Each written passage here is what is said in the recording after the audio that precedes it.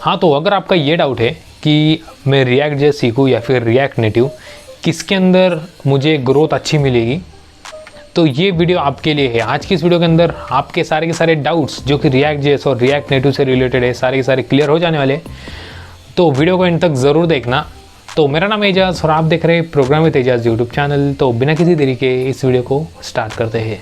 तो first of all हम बात करते हैं ये दोनों के बीच में के डिफरेंसेस। तो रिएक्ट जेएस की हम बात करें, हाँ, तो फर्स्ट ऑफ ऑल हम बात करते हैं ये रिएक्ट जेएस है क्या। तो रिएक्ट जेएस एक फ्रंट एंड लाइब्रेरी है जावास्क्रिप्ट की।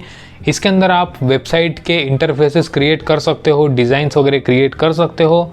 और रिएक्ट जेएस के लिए आपको 3 चीज़ें आना बहुत ही ज़्यादा ज़रूरी है। फर्स्ट है HTML, उसके बाद है CSS, फिर थर्ड है जावास्क्रिप्ट। तो जावास्क्रिप्ट के कुछ ऐसे कंसेप्ट है जो कि आपको आना चाहिए।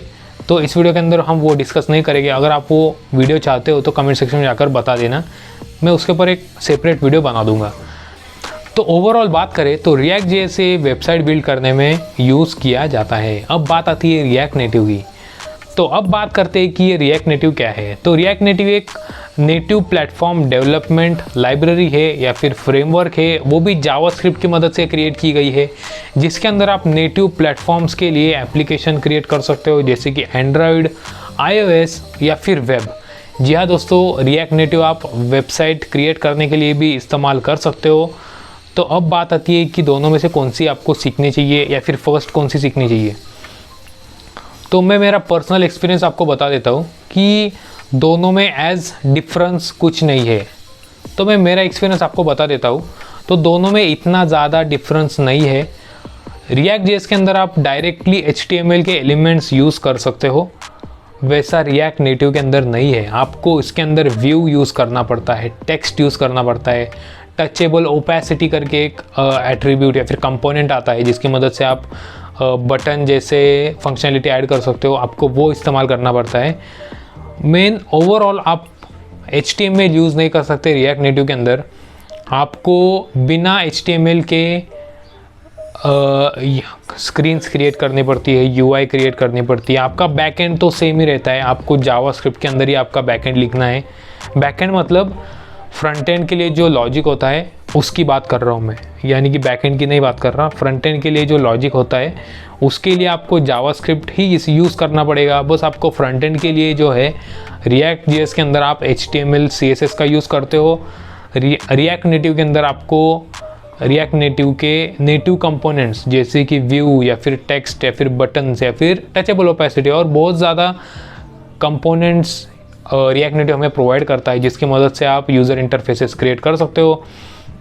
और आपको इसके अंदर CSS देखने को नहीं मिलती, आपको इसके अंदर जावास्क्रिप्ट के सिंटैक्स देखने को मिलते हैं, जो कि कैमल केस आप जिसे कहते हो, कैमल केस के अंदर आप CSS इसे यूज़ कर सकते हो, CSS यूज़ कर सकते हो रिएक्ट नेटिव के अंदर।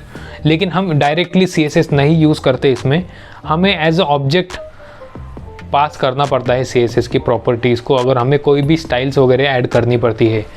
तो अब बात आती है सेकंड पॉइंट की, तो स्टाइलिंग। तो रिएक्ट जेएस के अंदर अगर आपको स्टाइलिंग्स वगैरह करनी है तो आप बेसिकली सभी फाइल्स के लिए अलग अलग स्टाइलिंग्स ऐड कर सकते हो, लेकिन वैसा रिएक्ट नेटिव में नहीं है। अगर आपने कोई भी एक जावास्क्रिप्ट की फाइल क्रिएट कर ली, उसी के अंदर आपको स्टाइल्स के ऑब्जेक्ट वगैरह सब असाइन करने हैं। तो इसका मेन एक एडवांटेज इसका ये है कि सिंगल कोड बेस आपका रहता है। अगर आपको iOS यानी कि एप्पल के डिवाइसेस, आईफोन के लिए या फिर एंड्रॉयड के डिवाइसेस के लिए अगर आपको कोडिंग करनी है तो आपका कोड बेस सेम रहता है। इसके अंदर आपको ज़्यादा मल्टीपल फाइल्स क्रिएट करने की ज़रूरत नहीं पड़ती। आपका UI से रिलेटेड, बिजनेस लॉजिक और स्टाइलिंग से रिलेटेड सारे के सारे चीज़ें एक ही फाइल के अंदर रहती है। वैसा रिएक्ट जेएस के अंदर नहीं रहता, आप अलग अलग फाइल क्रिएट कर सकते हो या फिर आप एक ही फाइल में इंटीग्रेट कर सकते हो। तो थर्ड पॉइंट आता है कि प्लेटफॉर्म। तो रिएक्ट जेएस की मदद से आप बस वेब एप्लीकेशन क्रिएट कर सकते हो, लेकिन रिएक्ट नेटिव की मदद से आप iOS के एप्लीकेशन, एंड्रॉयड एप्लीकेशन या फिर वेब एप्लीकेशंस भी क्रिएट कर सकते हो। अब आप बोलोगे कि रिएक्ट नेटिव के अंदर वेब एप्लीकेशन क्यों क्रिएट करने, हमारे पास तो रिएक्ट जेएस है। लेकिन ऐसा नहीं है।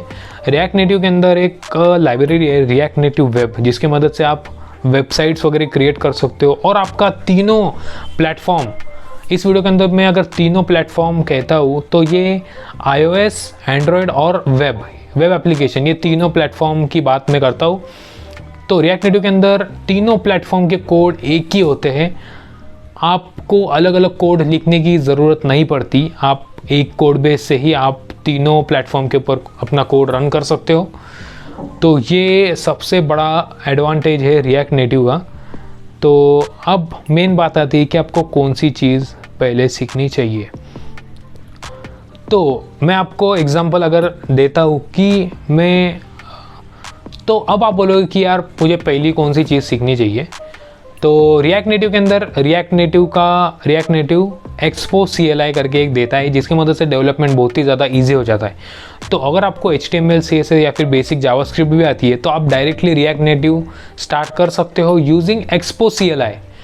तो अब आप बोलोगे कि यार ये एक्सपो CLI क्या है। तो ये थर्ड पार्टी डिपेंडेंसी है जो कि रिएक्ट नेटिव के ऊपर है। इसकी मदद से आपका ज़्यादातर टास्क तो इसके मदद से आपके ज़्यादातर टास्क सिंप्लीफाइड हो जाते हैं।